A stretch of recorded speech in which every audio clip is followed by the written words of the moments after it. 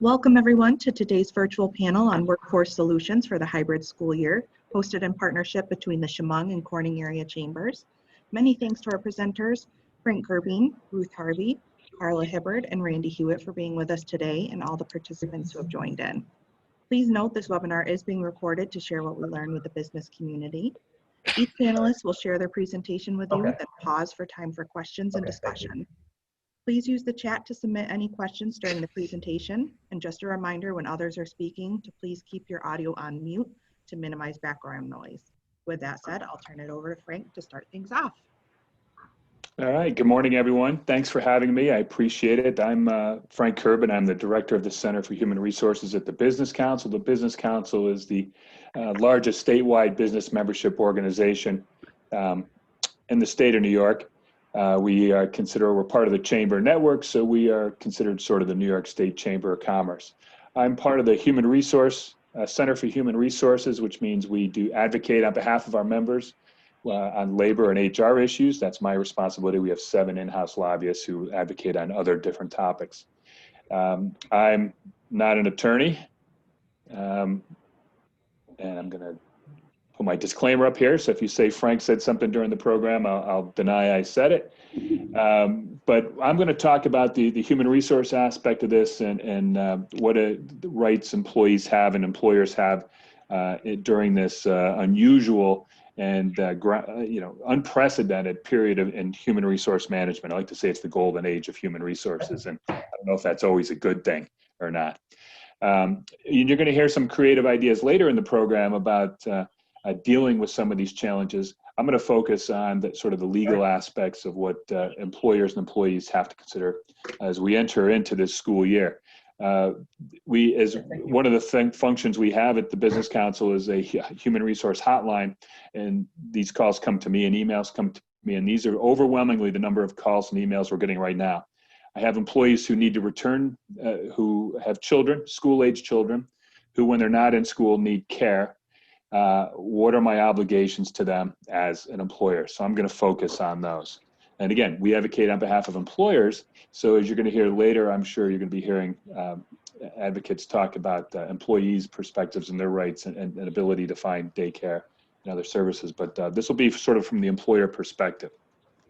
So now that we are approaching the school year, things are changing day by day, whether there will be in-person, hybrid, remote learning.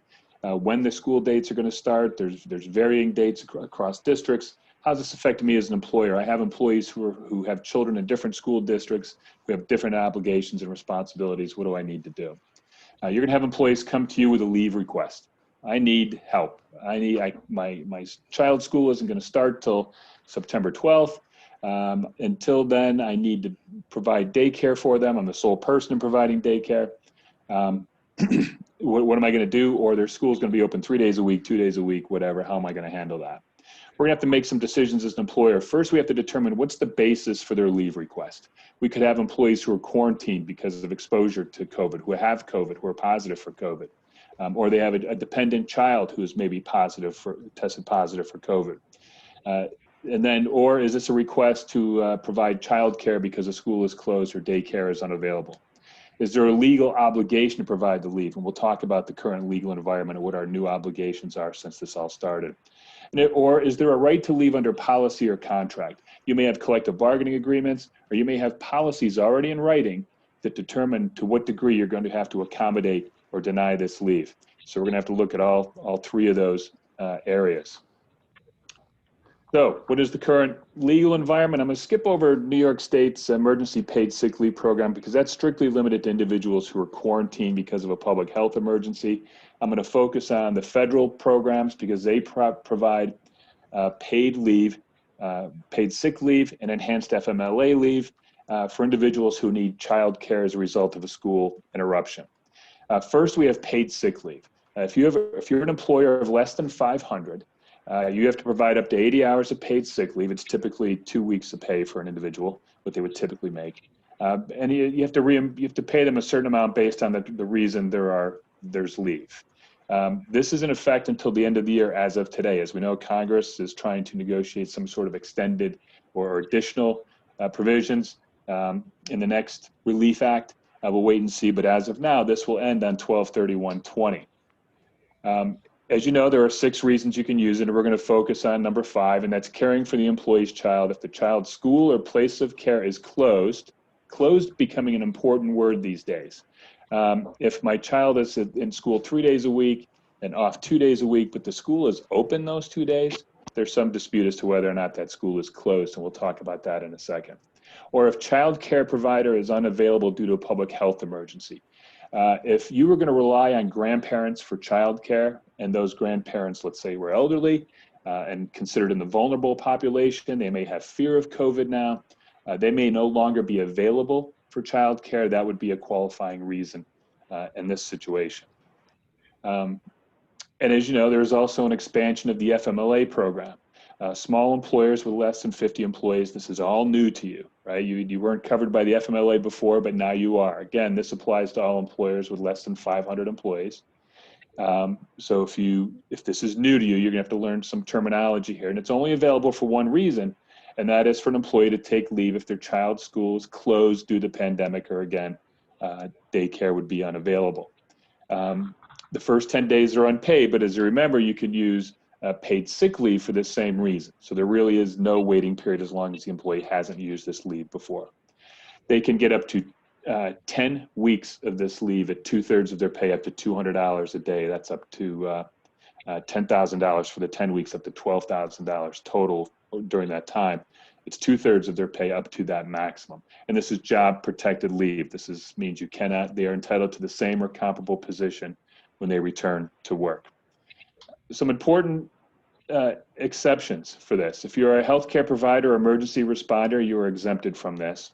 And there is a small business exemption from this as well, and I want to talk about that in a little bit more in a second. So they have a definition of healthcare provider, first responder, and it's very broad. And the way it is today is that any individual who works for a healthcare provider or a first responder, and again, I'm going to go through these slides quickly, and if you need them, you can let me know, and we'll be sure to get them to you. It's defined very broadly today, and it means any individual who works at a healthcare provider. So if I'm a billing person or a human resource person at a healthcare provider, I would be exempt from this law. This employer can exempt themselves from the federal paid sick leave or enhanced FMLA. There's more definition of healthcare provider, first responder, small businesses. So if you're less than 50 employees, if you have less than 50 employees, you can exempt your business from having to provide these benefits, okay?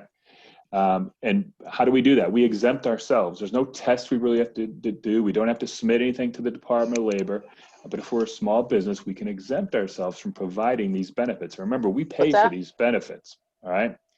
So how do we do that? Well, if the expenses required, I want to go back a couple slides now.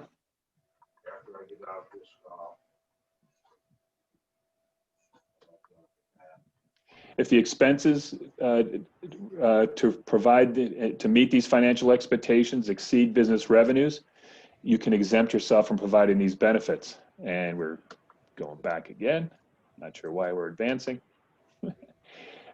If this would entail a substantial risk to the financial health or operational capabilities of your business, if this puts your business future in jeopardy, that you have to pay for these individuals to be out on this leave, then you can exempt your business from this leave.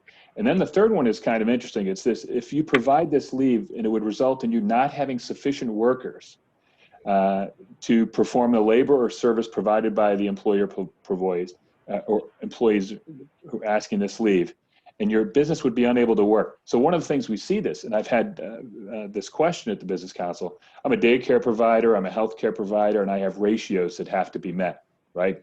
I have in statute staffing ratios that have to be met. If I have an excess number of people asking for this leave, and it doesn't leave me with enough people to do my business, I can exempt my business from this whole federal, the FFCRA, paid sick leave and enhanced FMLA program.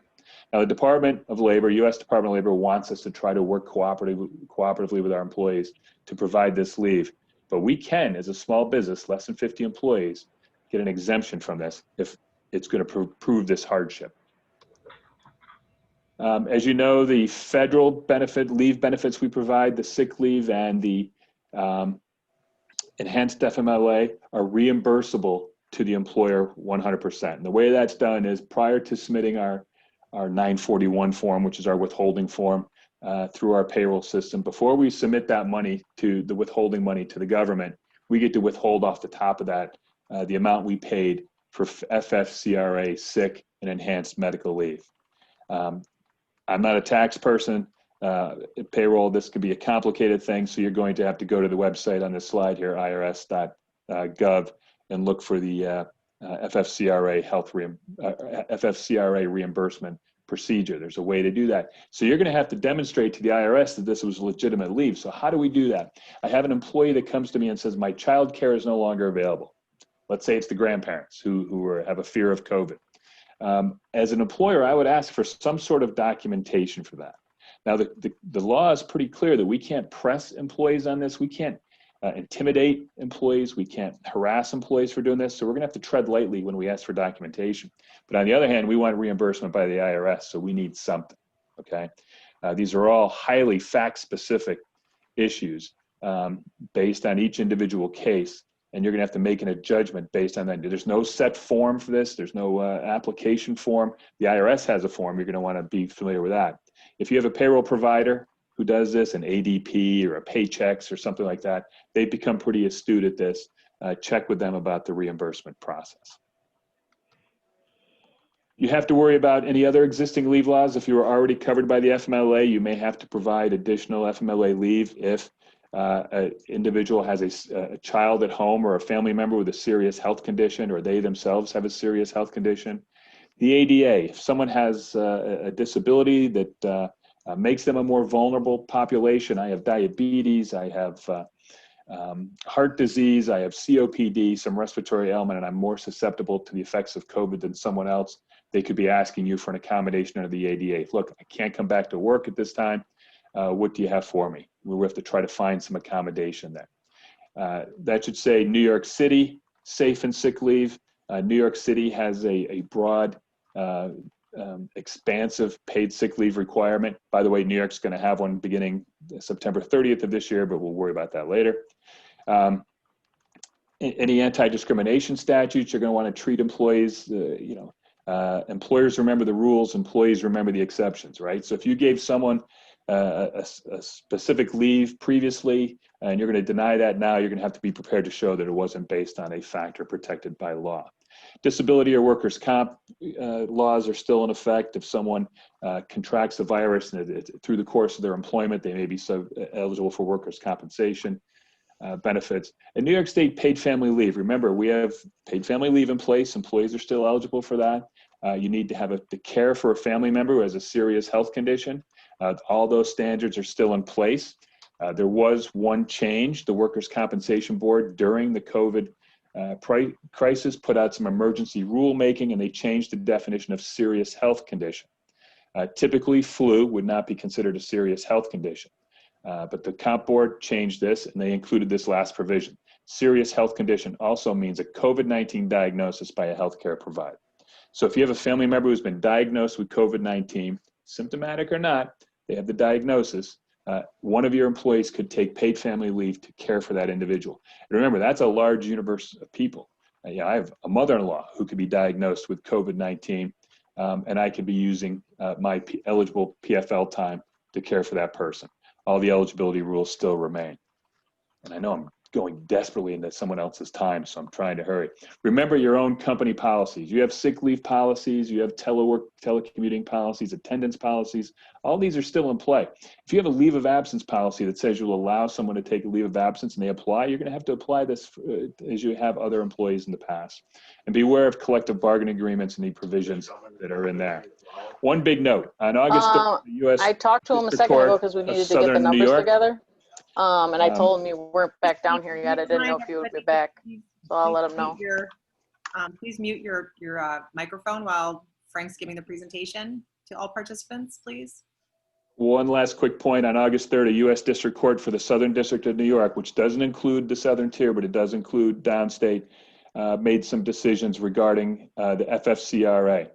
The main thing is intermittent leave, who is a healthcare provider. They have struck down part of the law that says me, the HR guy, it could be exempt from the FFCRA if I work for a healthcare provider. That has been struck down in that. Now we're waiting to see what the Department of Labor does. Will they appeal this decision or not? But stay tuned for more information.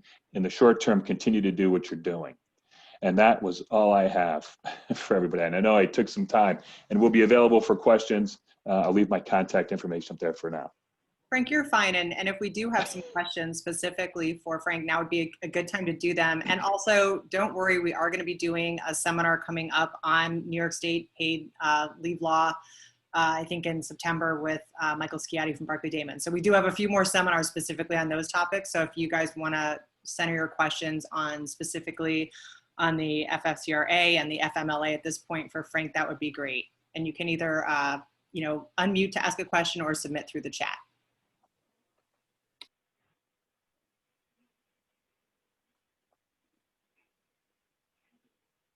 You've overwhelmed them, Frank. They don't even know what to ask.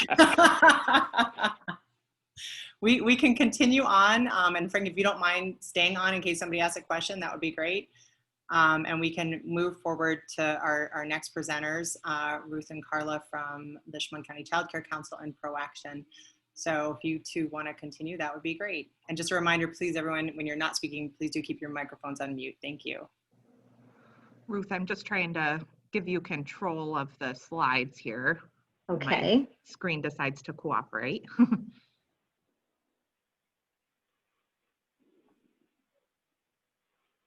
So we do have a question for you, Frank. Who pays the emergency family leave? The employer? How does an employee apply? Yes, the employer is responsible for paying leave for these individuals who are out on FFCRA leave. Comes out of your regular payroll. You're going to want to indicate it to your payroll company that it's FFCRA leave so they can arrange for your reimbursement. And there's no application really. Like I said, there's no form that the government provided for an employee to apply to us for leave. You're just going to want to get documentation, right? And then you're going to have to make a decision. You may be declining leave if it doesn't seem like a legitimate request to you. Really, our standard is we have to meet the standard the IRS sets because otherwise we don't get reimbursed and we have a real expense to us. But there's no form, but it is 100% employer paid, but 100% reimbursable through the payroll withholding process. Thank you.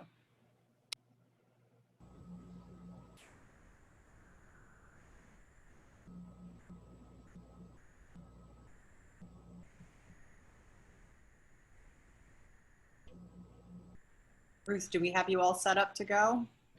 Nope, I can't move the screens. We can also do it for you if it's Okay. easy. Yeah, I did share control with you, so you should. But if you don't, I can, like Kamala said, I can go through there. Yeah, if you could do it, because mine, it's not doing it for some reason. Okay. Here, I'll just take the remote back. Okay.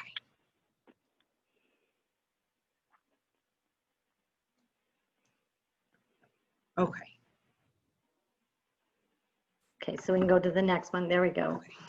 So thank you everyone for participating in this webinar today.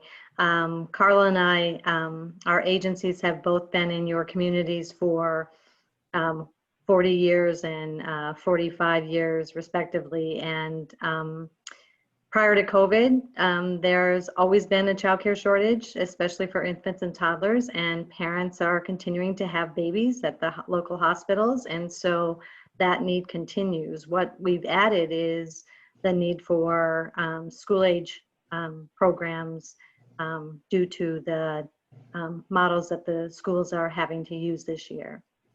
We're doing a couple of things. We're working with our existing childcare programs to find out what their vacancies are and for what ages, whether or not they have the capacity to expand, how we can help them with that expansion. We're working with community-based organizations and churches to see if they are interested in setting up remote learning sites for students when they're not sitting in school seats.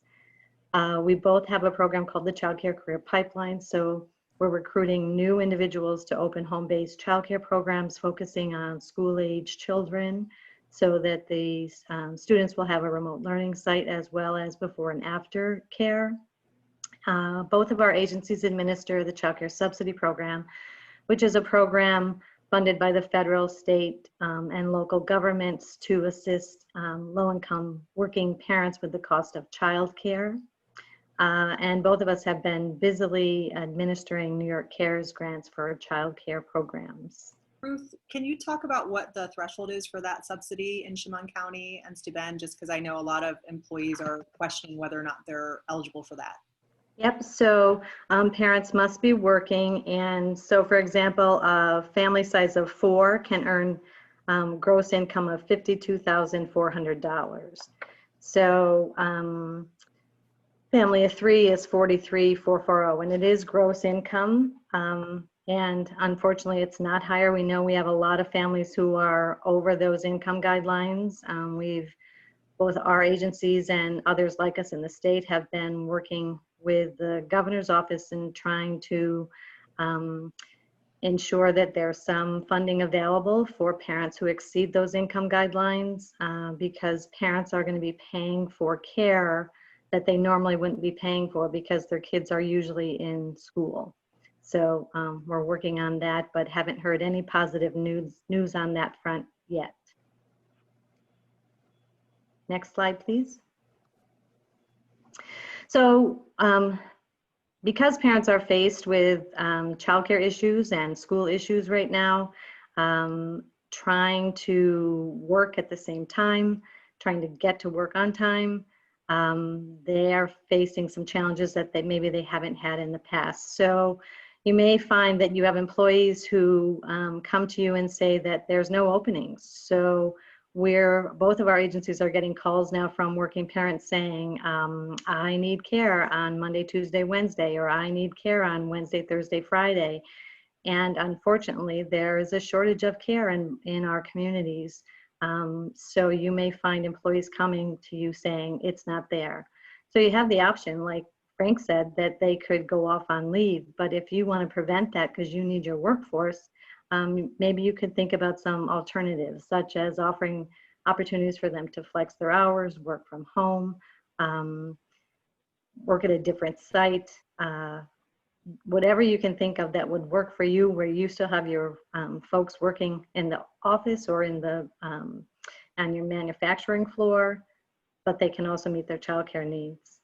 There may not be a remote learning site available, so there's no place for the kid to go, so the parent has to be home with that student. So you could offer, again, working from home, flex hours, or if you have a work site space, such as a conference room that's not being used, and you might have 3 employees that have that same problem, perhaps the students could come to work with them, set up in the conference room, and the parents would, of course, have to go check on them, make sure that they have their meals, but at least the employee would be at work being productive on your end.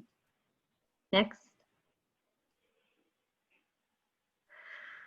They may have to now pay for childcare that they didn't pay for before because the kids were in school. So what can you do? You can refer them to our agencies, and we'll help them understand if they're eligible for this subsidy program that I discussed a little bit.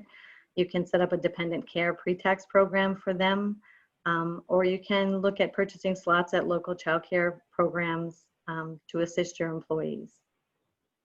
They may not be able to get work on time because they have to now get their kids to a bunch of different locations. Transportation won't be available. Normally, if they were a bus kid going to school and the bus was picking them up, the bus probably isn't going to be picking them up, especially on the days that they are doing remote learning. So giving the employee a little bit of leeway in their getting to work on time and maybe needing to leave early, and are there ways they can make up those hours when they can't get there because they have to take care of the kids. And I can't read the bottom of the slide here. Is there any way to move that up, Candace? Oh, it goes into the next one. Thanks. Wednesdays are going to be a huge issue because in our area, Wednesday is the day that all students will be remote learning. So that doubles the need in childcare programs and remote learning sites. So looking at things that you could do if you're a business, for example, I know my dentist's office closes on Fridays. So if they had employees that needed to deal with that Wednesday, you know, perhaps the office could close on Wednesday and be open on Friday. Just looking at some ways to be flexible. Or the employee has to be home on Wednesdays. Maybe they could work Wednesday evening or come in on a weekend if your business, you know, has that capability. Providing a location again at your work site on Wednesdays only where the student can come. I think that it's going to be critical if businesses want and need their workforce on site and to be productive, that there's going to have to be some flexibility here, because there's just no way to beef up this childcare system to meet the need that's going to be out there. Current school-age childcare programs that we're operating in the school, like to provide before and after school programs, are still hoping to do that, but they're going to be at 50% capacity. So for example, one of our school-age programs usually provides care for about 800 kids a day during the school year, and they have to cut that in half. So where are those kids going to be doing their remote learning? Like I said, childcare was a huge issue prior to COVID. It's going to continue to be an issue during COVID and after COVID. We're very concerned and want children of all ages to be in quality programs and learning environments. And we'll do what we can to assist on our end, on the childcare end and the remote learning end, and are available to have some conversations with employers individually if you would like, that, you know, how can we work together to help solve any issues that your employees might have. Next. And then Carla's going to take this slide. Yeah, thank you, Ruth. Yep. So there are child care resource and referral agencies. That's what we're known as, the CCR&R, in all counties throughout New York State. But if you have employees or you yourself are looking for child care, you can contact, if you're in Chemung County, the Chemung County Child Care Council, and work with Ruth's group, see if you can find some available care. And if you are located in Steuben and Schuyler counties, then you would call our offices, and we have a 1-800 number. We also have a number that you can call in both counties. If you have employees that might be living in other counties, Tioga County or even down in Pennsylvania, and might be looking for child care in one of our counties, you can still call us and we'll make sure that we hook you up with the correct agency to support your staff. So I just want to add one quick thing. I had a discussion, I've been working with a couple of churches on offering remote learning sites, and the conversation came up yesterday that I hadn't thought about, and that happens daily, conversations come up, on medications. So if there's a student who takes medication on a regular basis, they have to have it at 11 o'clock every day. When they're in school, the nurse would give that medication to them. And so the churches are trying to figure out, like, what would we do in that case? And while they're willing to offer, in New York State, there are rules and regulations and laws around who can legally administer medications. And those are certain professions and parents. So most of those remote learning sites are not going to have the professionals on site who could administer meds. So it may be that one of your employees is a parent of a child who takes medication on a regular basis, that they may need to alter their lunchtime to go to that site to provide that medication for their child. Their other option would be that they can't have the child at a remote learning site and they have to stay home, and then you would be without an employee for, you know, up to 10 weeks perhaps, instead of just releasing them for maybe an hour to take their time to go do that. So that was one thing that came up that I had not considered. So that's our presentation on childcare.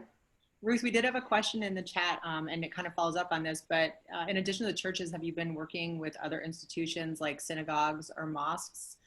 So we did a webinar, I don't remember, I think it was last week or the week before, and we invited all faith organizations in our communities to participate in that. And so we have reached out, but if you are a member of any congregation and you would like to send them my way, they can contact me at that phone number that's on the screen, and I'd be happy to work with them.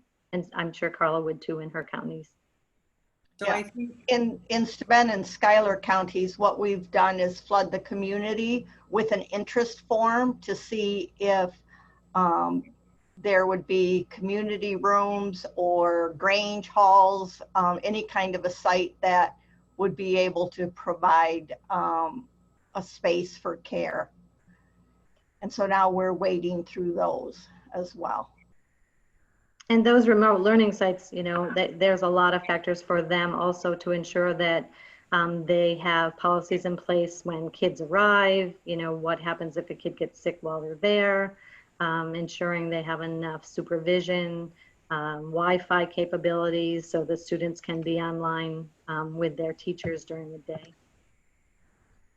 I think the takeaway here is it really behooves business to come up with unique solutions to this so as to avoid everything Frank talked about, which means, you know, that forced leave of absence from the business. Before we get into Randy's presentation, we do have another question for Frank. If an employer does offer a dependent care FSA option, but enrollment has to be during open enrollment or a qualifying event, would this circumstance be considered a qualifying event? I'm not aware of a change in the 125 tax code that would consider this a qualifying event.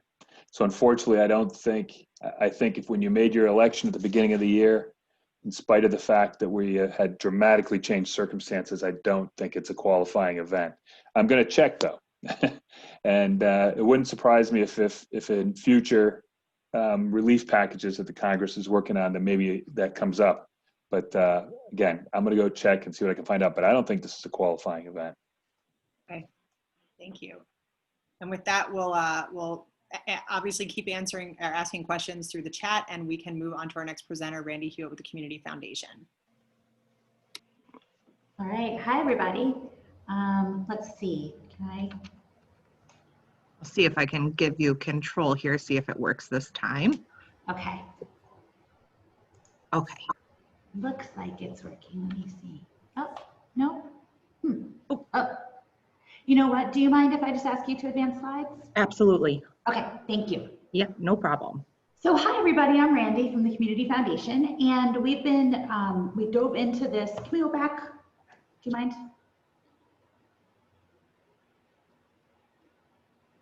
Oh, okay. Perfect, yes, okay. Thank you. So the Community Foundation has been partnering with the Child Care Council here in Chemung County and the school districts to really look at this as a county-wide problem. But we serve more than Chemung County, so truly we've been also coordinating with Chemung and, with Schuyler and Steuben. So we've been moving just lots and lots of information around. And as part of that, done a lot of research into what are the things we could be doing as a community to respond to this. Basically, at the end of the day, there is no way that the child care providers can expand capacity quickly enough to meet the needs of school-aged kids. It's never meant to meet that demand. Child care is intended, the way we have it structured in our society, is it helps kids 0 to 5, so that once kids start kindergarten, they enter the world, you know, the school age world, and then childcare becomes all about before and after school care. So with all of these kids needing, you know, it's a tidal wave, it's a tsunami of need. And there are some numbers to back that up. The Chamber of Commerce, along with the Child Care Council and the Youth Bureau, put out a survey last week, or we had the results last week, and over 100 working parents, 128 responded, which isn't a huge number, but a decent sample size in a community the size of Chemung County.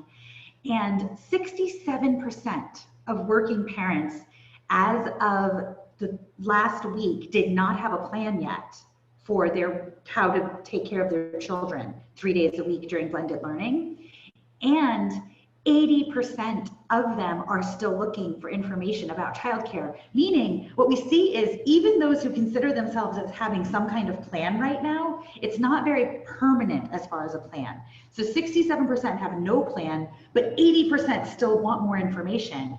And 43.5% are looking for flexibility in scheduling in some way so that they themselves can provide that supervision to their own learner at home.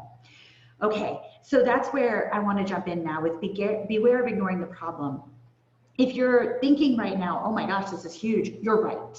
You're absolutely right. Everything we're telling you is real and is happening, and school starts in 15 days.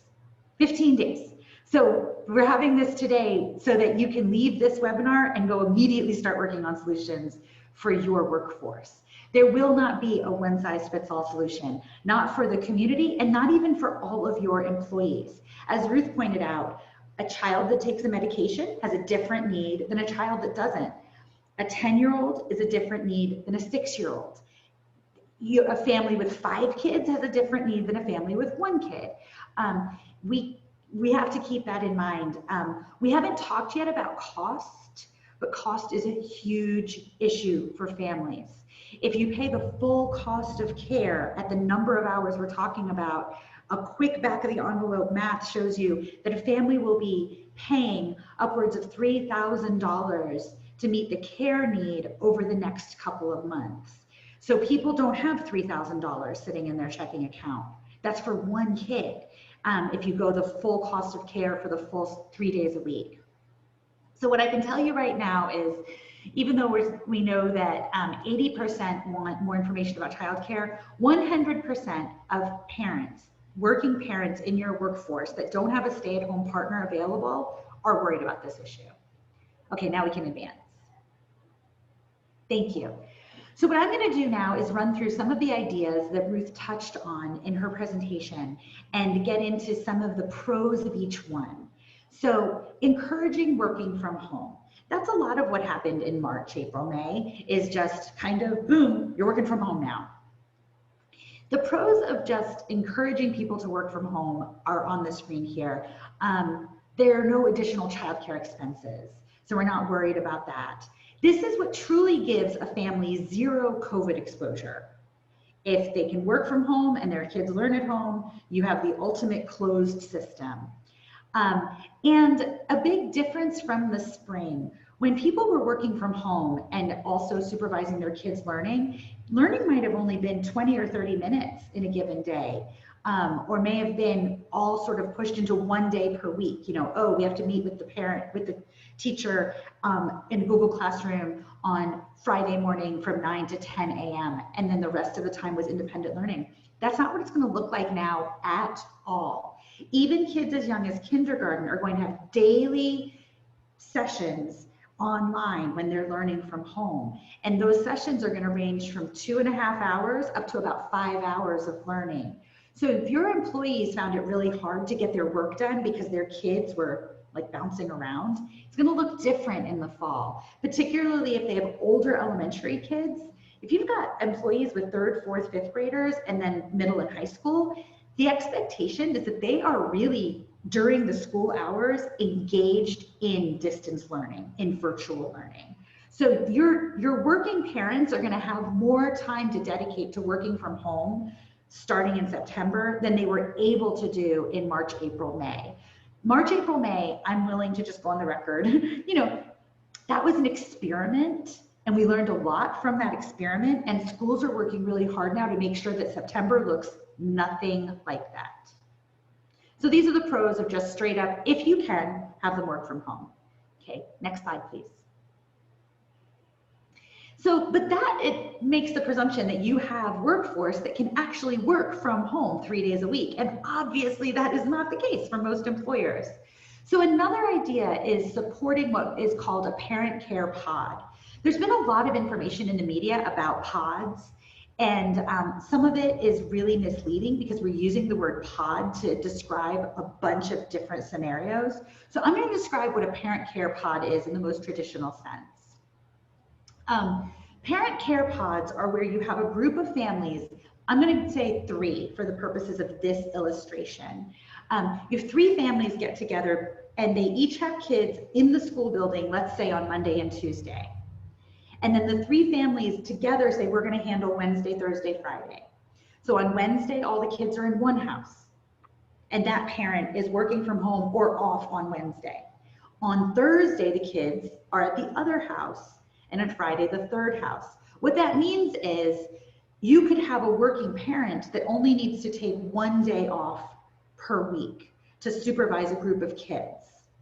And then they are able to work in your work site the other 2 days of virtual learning. This also limits the cost. Obviously, this would be a cooperative amongst families where no money needs to exchange hands, and you're in much less COVID exposure than a larger group care situation. So you have a lot of the pros of working from home for this. And I see a question here: has there been relief from OCFS on licensing requirements around family care pads? The answer is yes. Ruth, would you like to speak to that? You're muted, Ruth. Sorry about that. I'm sorry, Randy, what did you want me to? So there was a question from Chris Sharkey asking if there has been some loosening of regulations to make parent care pods more feasible legally. And I said the answer is yes, and that you could speak to the details. So for group group programs that are not located in a home, there has been guidance that has been put out by OCFS.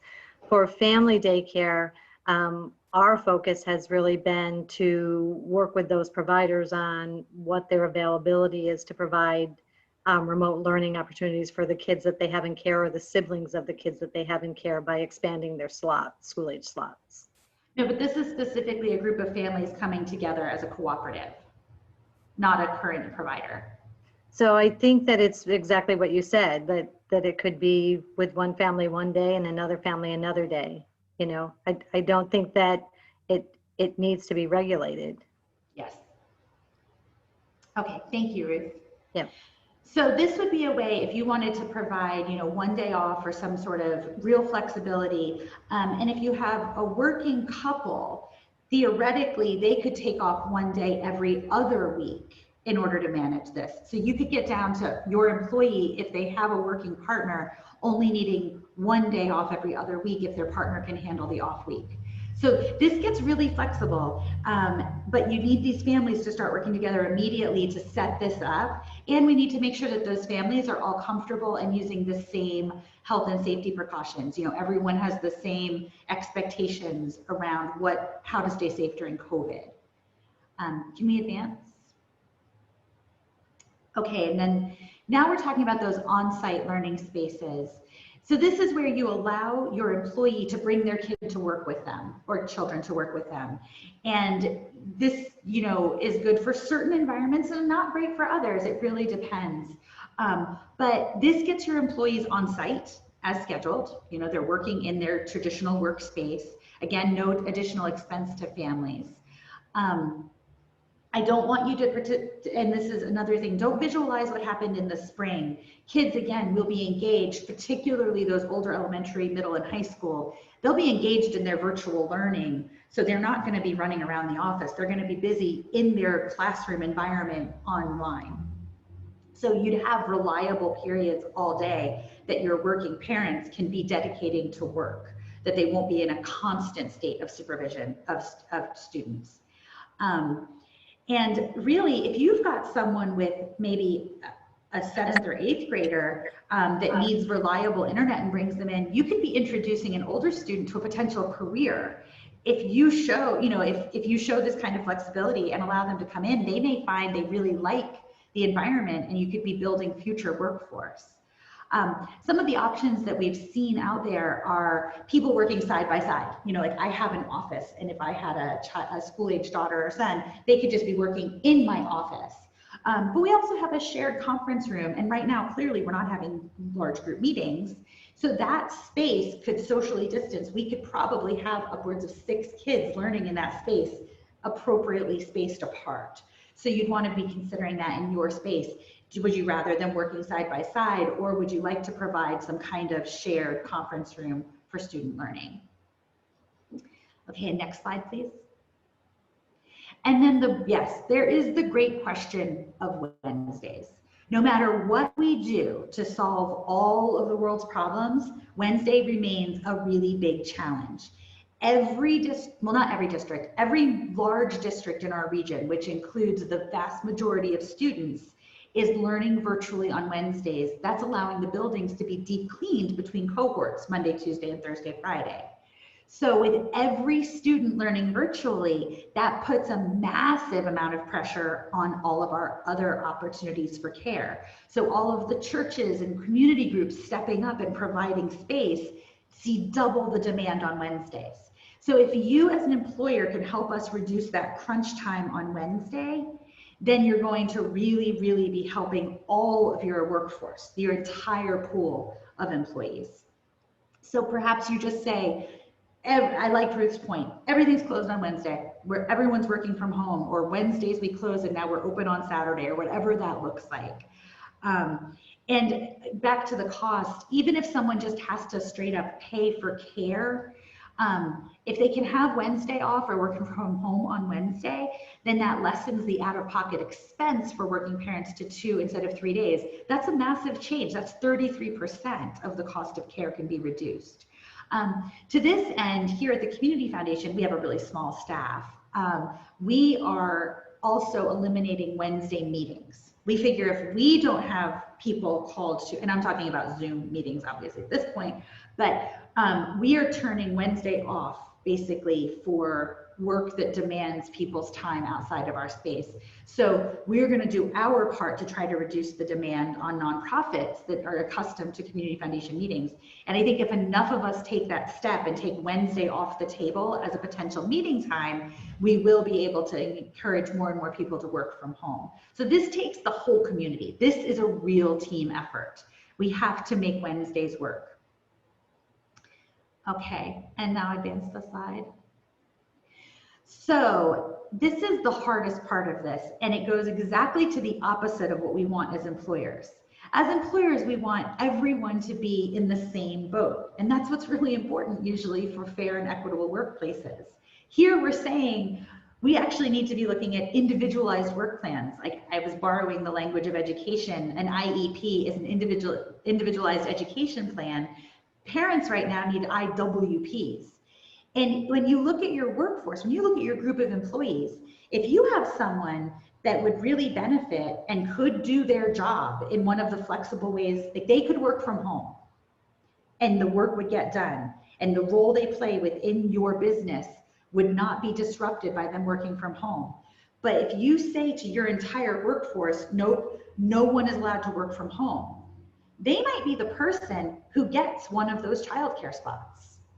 And all of a sudden you have them working in their workplace and their kid is childcare, is in supervised care during the offsite learning days. And now you have another employee that cannot work from home. Their position within your company, within your business, is not possible to move to working at home, and now they're on leave. You now have someone in your office that could be working from home and someone on leave that could be working. And that situation happened because you provided no flexibility. So if you think just, hello.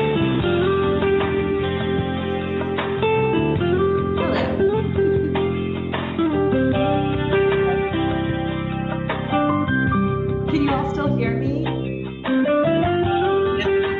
Yes, barely. Barely.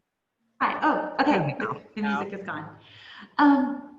You stressed them out too much, Randy. They needed some elevator. They just needed some music. I know. Could you go back? Exactly. This was really good. Could you go back just a couple of sentences to the situation about the alternative work and? Oh, sure. Yeah. What I was saying is, yeah, if as an employer or as a supervisor or manager or business owner, you just want to say, I can't deal with this. I'm throwing up my hands and saying, I can't handle this. It's too complicated. Y'all figure it out. You're going to allow the market to solve the problem for you. And that solution might not be the best solution for your business.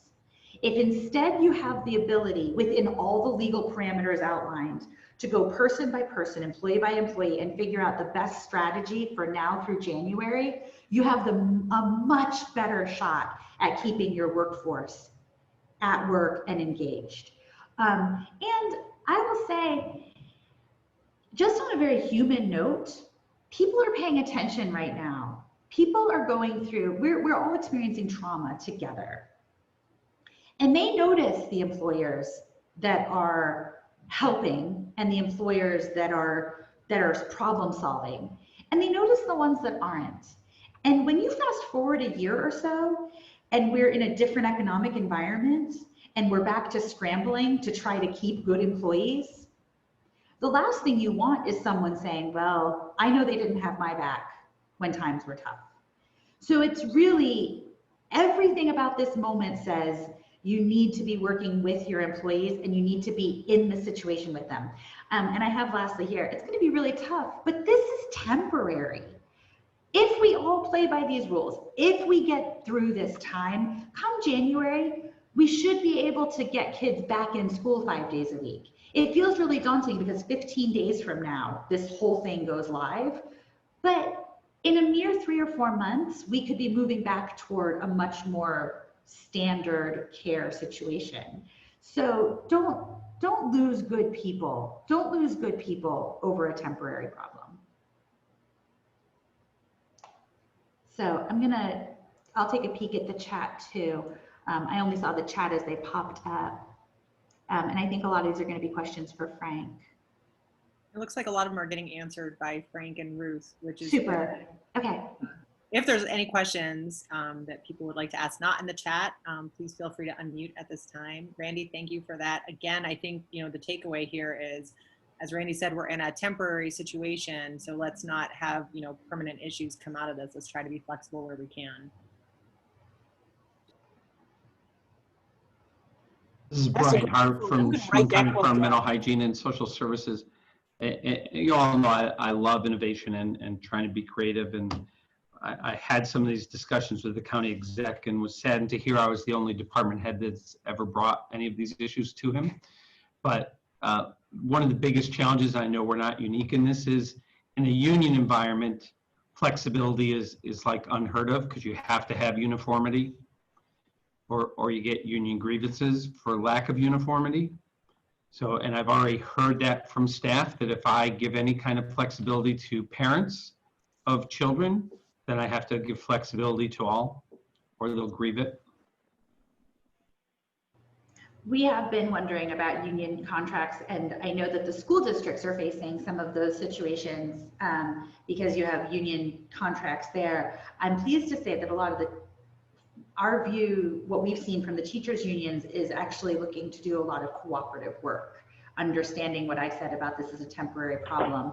I don't know, I don't have a solution to that. That to me might be a piece of the workforce that needs all of the slots that are available, and that it would be non-union people that are working from home in order to make sure that those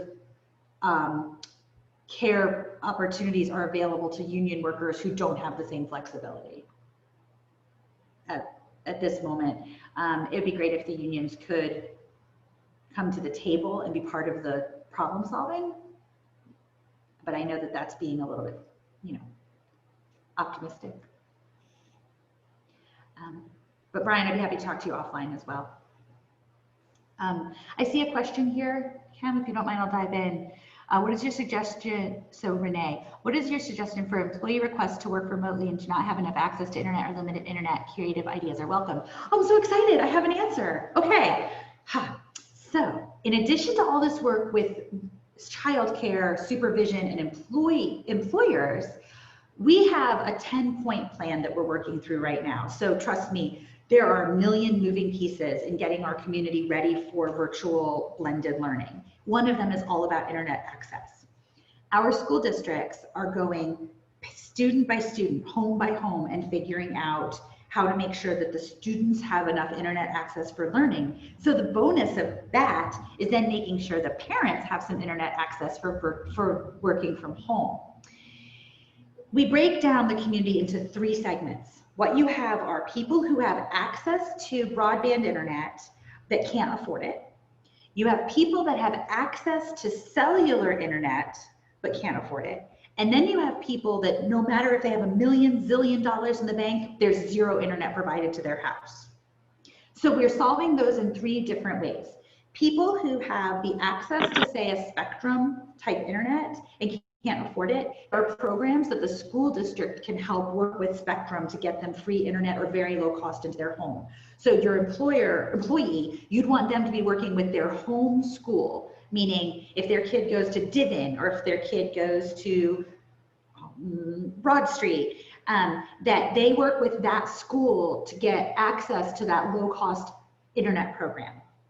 If there's someone who lives in a space where there's cell tower, like they can get internet on their cell phone or, you know, on a device that has LTE, but they can't get it otherwise, the school through a BOCES program, which is a partnership with AT&T, is providing free hotspots to families to grab that cell signal and turn it into workable internet for kids to learn.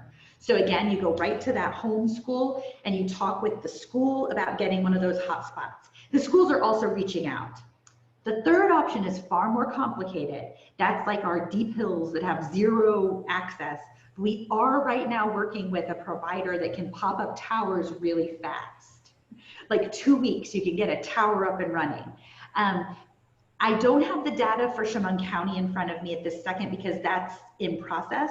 But what I can say for the Corning Painted Post School District, we have gotten the numbers down to fewer than 100 families right now that are in the category of no internet for their house that we're working to try to get those towers up and running. And Chemung County actually has more coverage than Steuben County.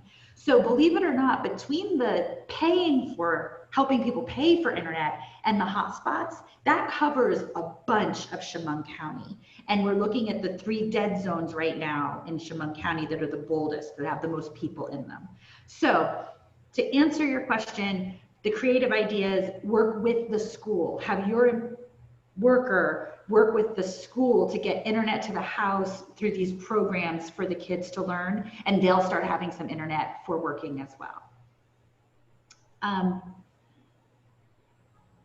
Now I see a question. If an employee chooses to teach their child 100% virtually when a hybrid option is available, can that employee apply for PUA or would they be eligible for FMLA instead? I'm going to leave that question to Frank. What I can say is from a community perspective, being very blunt and bold, we are working on the blended model because we figure if people, when we're trying to meet people, we're literally meeting them halfway. If someone opts for 100% virtual for their child outside of medical needs, if you have a medically fragile child, that's a different conversation. I'm just saying someone who opts for 100% virtual that their child has, you know, the ability to attend blended learning, we're sort of saying we can't help everyone 100% because there's such a huge need. We need people to at least meet us halfway and put their kids in school those 2 days a week to reduce the need. But I don't know the difference. That would be a Frank question. Yeah, I was typing an answer to that when you started answering, so I'll delete it. Yeah, only those who are separated from employment are entitled to unemployment benefits, the PUA, or traditional UI benefits. And we don't make those determinations. The Department of Labor makes those. And I always caution employers against being unemployment insurance counselors for their employees, because we don't know who will be approved or denied. It's entirely possible that if an employee quits their job, they'd have to quit, went and applied for pandemic unemployment assistance, they could be approved. That's beyond our scope. You know, if we have someone who chooses to apply for enhanced FMLA, we're starting to see a lot of pushback for that from employers who say the statute says school has to be closed.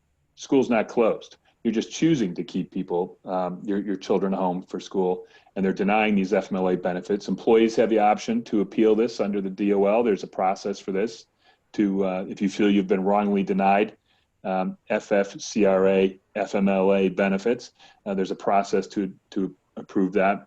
And I think we're anecdotally, the evidence is that employers are prevailing in that if the school's open. So, and that's ultimately what happens, right? As an employer, I can say, no, I deny you your FMLA benefits.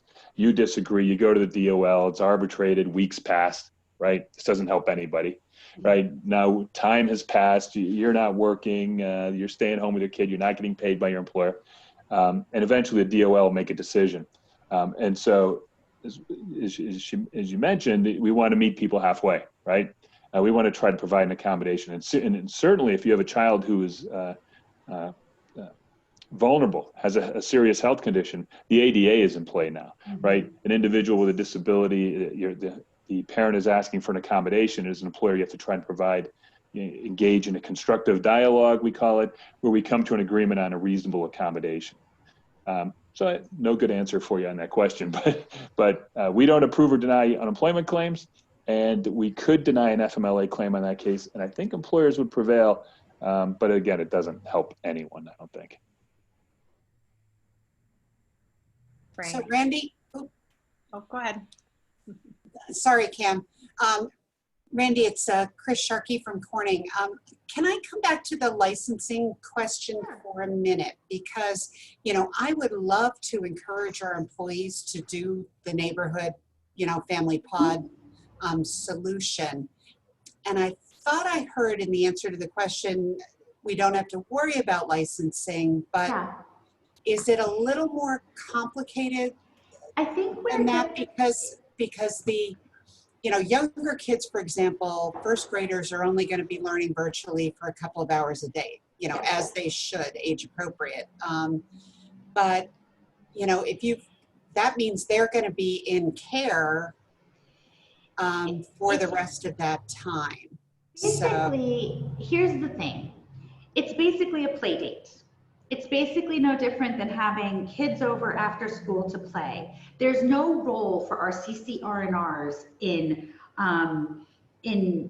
watching or in regulating normal course of family activity. So say a parent has 3 or 4 kids from around the neighborhood in the house after school. They just all ride their bikes over, they all come over and play. There's no licensing associated with that. There's no regulation associated with that whatsoever. Where it can start to look like care is when 2 things happen. One, if you had younger kids. So say this person who's creating this parent supervision pod were to also offer to take in children below 5 years old, right? And now all of a sudden you've got a 3rd grader and their 2-year-old little brother or little sister, and you're providing childcare to the 2-year-old while everyone's in blended learning. Now you're providing childcare. But if you're just bringing in a group of 3rd graders to your house once a week to learn and then hang out and play outside and play video games and maybe bake cookies or whatever else you're going to do, like you said, in that downtime, this is no different than a play date, and play dates are not regulated by CCR&Rs. Even regularly scheduled play dates are not regulated by CCR&Rs. They're just not. Yeah, no, I know that, and that makes complete sense. I just thought I had heard something different on calls a couple of weeks ago, which is why we've been hesitant to push this out as an option. It has been hard because CCR&Rs are used to trying to encourage people to become licensed and regulated, but they're also not accustomed to this situation. It is different when you're talking about kids under 5, or technically under 6. It's also different if it were to be 5 days a week and have those younger kids in care. So, but we don't look at, and we don't get complaints on if it's a Saturday and Sunday and the neighborhood kids come over and play. It's not childcare, they're just coming to play. So here they're just coming to learn. So I think it does get sticky, and I would encourage anyone who's considering doing a parent pod that they can certainly call the CCR&R, walk through it. This is what we're thinking, and then we can provide the guidance as to whether it falls into regulatory or it doesn't. So I'd be happy, I'm sure Carla's office would probably be happy to try to assist families to work through that. Because it's a sticky one for sure. I'd like to make a clarification if I could. And that is, CCR&Rs don't regulate childcare. Office of Children and Family Services does, and that's who we take our direction from. And if somebody were to come to Steuben and Schuyler and ask some of these questions, I would look at it closely and may have a little bit of a different answer than what you do, Randy. And I'm really going by what Ruth has been saying in her work with the Office for Children and Family Services. I think it's okay if people have different interpretations of the regs. But the truth is, through the guidance that was released yesterday, and we are sending up a list of questions to our regional office to clarify some of those things. Yeah, and I guess what's important to me as an employer is I don't want to encourage our employees to do something that isn't, you know, doesn't pass this test. So, you know, as soon as we have clarity on that, I would love to hear it, because it really is, it's a great solution in terms of ease of operation and, you know, insulating kids and within their bubble and all that stuff. But, you know, we will carry liability if we recommend something that isn't, you know, completely acceptable. So I think, Chris, what we can do is, because there's two things, there's that home-based model of parent pods, and then there's remote learning sites, which are not inside a home, they're in a facility somewhere. So I think that the clarification on the facilities has been, is pretty clear from OCFS. I think the sticky wicket is that home-based, when is it childcare and when is it not? And so we can certainly get something in writing from the Office of Children and Family Services to clarify that. So you have that as an employer, and we can share that with others. I would say oh, sorry, one last thing, but I do say it would be really important that people don't also take in younger kids. Right. You are definitely crossing into the zone of childcare once you start having kids that are younger than school aged. So this is not meant to replace family daycare for kids 0 to 5. This is really a temporary strategy during blended learning. Ruth, I was going to say it could be helpful for employers even to have something as simple as a handout to give them their workforce that's like, if you check these boxes, it's just a pod and it's fine and we don't need to follow regulations. If you check any of these boxes, it's childcare, don't do it. You know, I mean, something that simple, because I think, you know, obviously this is a really fluid situation, and anything we can do to provide employers with more resources so that their workforce can make their own decisions, I think that would be helpful. Yep. So Carla and I think Carla may have some of that started already. So I think that we could certainly do that. We'd be glad to share that with our membership as well, statewide. Absolutely. Be great, Frank. Frank, can you talk a little bit, are there any concerns from workers' comp issues and an HR perspective in terms of people, you know, working remotely from home? We've heard some concerns from employers about that. I didn't know if you had any input. No, working from home has been great. I talk to the board on a regular basis, and the number of claims have dropped dramatically in the state as more employees are working from home. So unless you're tripping over your dog running to answer the phone, a work phone call, it's most likely not going to be a work-related injury and compensable. The real problem we're going to have is there's a push to make a presumption of liability for COVID for anybody. So if anybody gets COVID, the presumption is going to be that it was through the course of their employment, and the employer would be charged with rebutting that presumption. That's a bill that we're working against. It would add about $8 to $10 billion to the cost of a system that's already about $8 to $10 billion total for employers. So it would have a dramatic impact on every employer's cost of participating in the system. But as far as working from home, it's been pretty easy. You know, if someone clearly is in the course of their employment and becomes ill or injured, it's still compensable, but those claims have dropped dramatically according to the board. That's good to hear. I know we had some businesses that were concerned about what was going to happen with their workforce working remotely. So it's good to know that the claims have gone down. And there was a question about liability for having children in the workplace. If you're not following the minimum guidelines that the state had promulgated for your industry, for your business, and you allow employees or individuals in the workplace, we are going to have a liability problem. And we're hoping, that's why employers keep pushing for this liability protection. And it could be anybody. It could be, you know, a subway. Someone comes in and eventually goes and gets sick and finds out they were in Subway the same time Subway had a positive employee. We need liability if that Subway had been doing everything correctly. Otherwise, the liability on employers is going to be, again, overbearing. Yeah, and we've been pushing for that along with you to our federal representatives, so we're hoping to see that change. I guess we'll do a last call for questions from anybody before we wrap this up. Hi, can you hear me? Yes. Hi, my name is Colleen Coro from Ready, Set, Grow Child Care Center, and I have a question for Ruth and Carla. We are about to have about 10 openings for preschoolers that we're having trouble filling. And I wondered if there was any work going on with OCFS to allow kindergarten school agers to mix with preschoolers, because we could help our families who are in this position if we were allowed to keep them in the same room. We don't have the ability to add a new space, but we have the space, if that makes sense. Is there any talk about a waiver for that or loosening up the mixing of age groups for school age care? There has not been any talk about mixing school-age children with preschoolers and getting a waiver for that. But I wouldn't discount it at all. I would say if that's something you're interested in trying to do, set the precedence and talk to your licensor about it. Okay. Okay. And I would agree. I would kindergarten and maybe first grade. We wouldn't go any older. Right.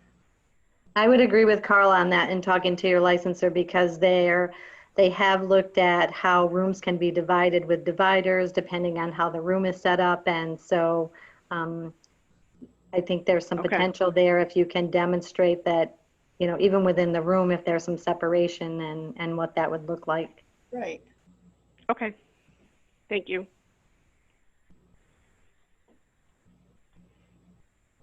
Frank answered another question there. Do we have any other questions before we wrap up? So this presentation has been recorded. We will be sending a copy of the slide deck to participants. The recording, I think we can also include in that email, and we will also be hosting it on our website.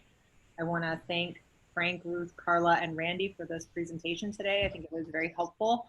I also want to thank the Corning Area Chamber for their partnership with us. And hopefully if you have any other questions, please feel free to send them to us and we can get them to Ruth or Carla or Randy or Frank. Also, their information will be included in the slide deck. Thanks, everyone. Thank you. Bye. Thank you. Bye. Thank you.